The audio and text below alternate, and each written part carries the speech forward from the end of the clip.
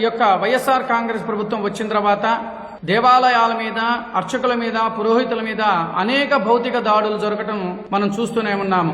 ప్రధానంగా బాపట్లలో నా మీదే భౌతిక దాడి జరిగింది. అక్కడ నుండి ఈ రోజు వరకు కూడా ఈ మధ్య కాలంలో అంతర్వేదిలో రథం తగలబెట్టడం, అలాగే భీమవరంలో అర్చకుల మీద దాడి జరగటము, ఈ రోజున కాకినాడలో జరగటము ఎంత దారుణం అంటే, సర్వేజన సుఖినో భవంతు అనే ఒక బ్రాహ్మణుల మీద ఈ యొక్క వైసీపీకి సంబంధించిన కొంతమంది వ్యక్తులు భౌతిక దాడులు చేస్తున్నారు అనంటే రాష్ట్ర ప్రజలారా ఒక్కసారి మనం ఆలోచించాలి.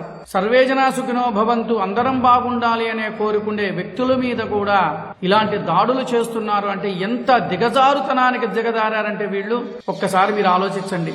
ఇలాంటి సంఘటనలు ఎప్పుడూ కూడా ఏ ప్రభుత్వాలు వచ్చినా కూడా ఎప్పుడూ కూడా ఇలాంటి దాడులు ఎప్పుడూ జరగలేదు.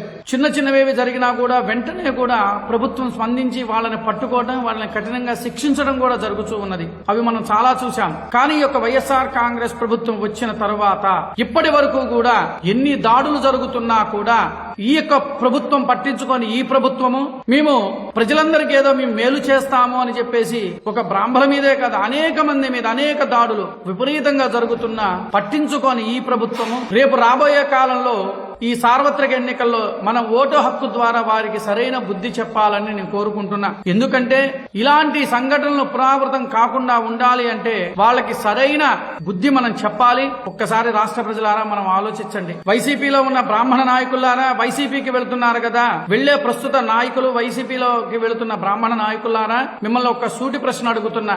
బ్రాహ్మణుల మీద దాడి జరుగుతూ బ్రాహ్మణులు అనేక విధంగా ఇబ్బందులు పెడుతూ ఉన్నా కూడా బ్రాహ్మణము అని చెప్పుకుంటూ బ్రాహ్మణులు అడ్డం పెట్టుకొని మీరు ప్రవర్తన చేస్తున్నారు కదా.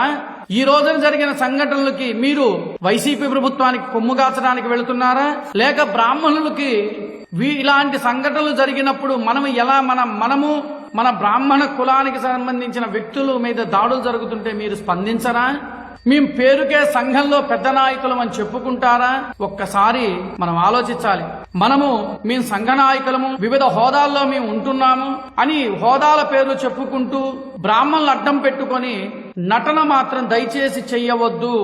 నిజంగా మీకు చిత్తశుద్ధి ఉంటే, బ్రాహ్మణుల మీద మీకు నిజంగా చిత్తశుద్ధి ఉంటే వైసీపీకి బ్రాహ్మణ నాయకులారా, వైసీపీలోకి వెళుతున్న బ్రాహ్మణ నాయకులారా, మీరు సపోర్ట్ చెయ్యకూడదు. నిజంగా మీకు అలా మీరు సపోర్ట్ చేశారు అనంటే మీరు కేవలం పదవుల కోసం మాత్రమే వెళుతున్నారు. ఒక్కసారి ఆలోచించండి. ఇలాంటి సంఘటనలు జరుగుతున్నప్పుడు మీరు చెలించకుండా ఉండటము, మళ్ళా వాళ్ళకే మీరు కొమ్ముగాస్తున్నారు అనంటే బ్రాహ్మణ సోదరీమణులారా మీరు ఒక్కసారి ఆలోచించండి. ఇలాంటి నాయకుల్ని వాళ్ళు చెప్పిన మాటలను దయచేసి నమ్మవద్దు.